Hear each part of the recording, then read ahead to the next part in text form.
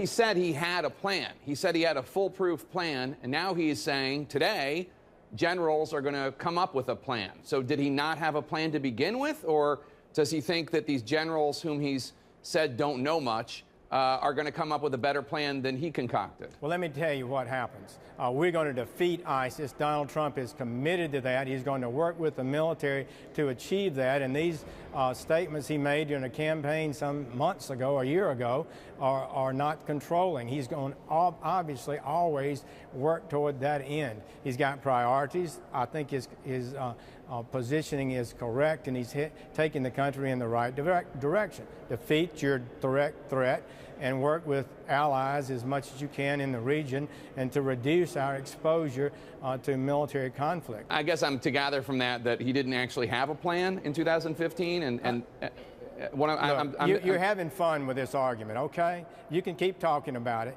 but the American people are concerned about what we're going to do. I have no doubt that he had a lot of ideas about how he planned to deal with this confrontation with ISIS.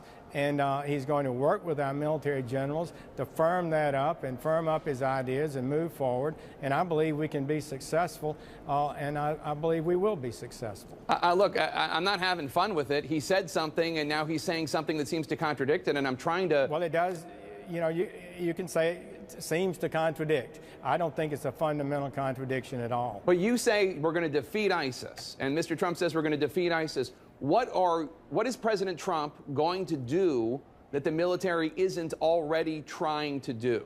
First and foremost, he's going to get with the military. He's going to give them complete support and give them the leadership to move in this direction. We have not moved sufficiently and decisively enough to defeat ISIS. That's the kind of leader he is, and that's what's going to happen. Can you give me an example of, since the war against ISIS began, a time when President Obama or the generals or the admirals or the fighting men and women, when they did not do something that a President Trump would have wanted them to do?